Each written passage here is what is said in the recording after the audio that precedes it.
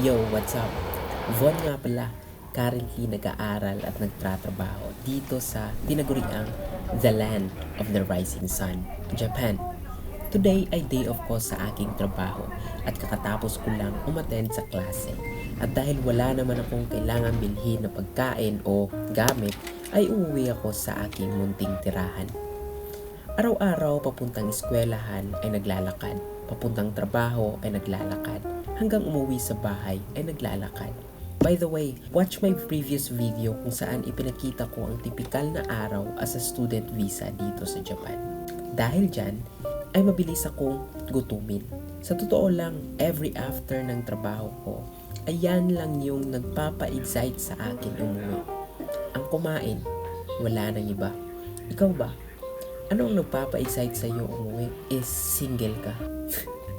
Joke lang. Sapagkat ako lang naman din ang nag-iisang nakatira dito sa aking bahay. At pagkatapos kong kumain ay naisipan kong puntahan ang park na malapit lang dito from my munting bahay. I'm sure na maa-amaze ka sa park dahil libre at sobrang ganda pa. Dito, madalas akong maglakad para makapag-isip-isip at mabawasan yung negative vibes na nakukuha ko from the world, which is outside of my control. Next month nga pala ay magwa 1 year and 6 months na ako dito sa Japan. At graduate na ako sa pag-aaral dito ng Nihongo Language School. Pero hindi pa dyan nagtatapos ang kwento ng pagiging student visa ko dito sa Japan. 動画をちょっとビデオそうです動画をちょっとすいませんよかったね。すいません Sa kadahilanan na mag-aaral ako ng caregiver course for 2 years. Dito ay hindi na nakafocus sa language kundi ay sa mga sa profession ng trabaho ko na mismo. Caregiver. Ang pagiging caregiver.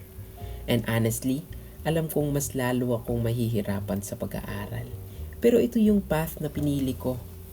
I will just trust my plans and stick with it. In fact, nung andyan pa ako sa Pinas ay kinalculate ko na yung mga years na igugoogle ko dito sa Japan. Experience at skills na i-acquire ko. At of course, big factor yung income. Investment na gusto kong makamit until mag-last ako dito sa Japan.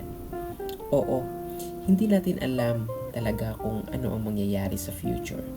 Pero para sa akin ay at least ay handa ako.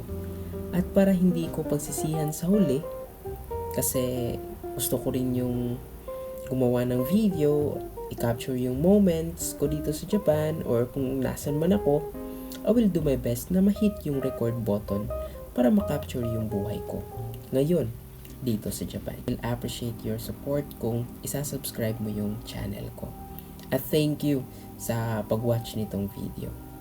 Kasi dagdag gasolina para makamove forward sa YouTube creation journey ko. Salamat! See you! And enjoy the rest of the video. Peace!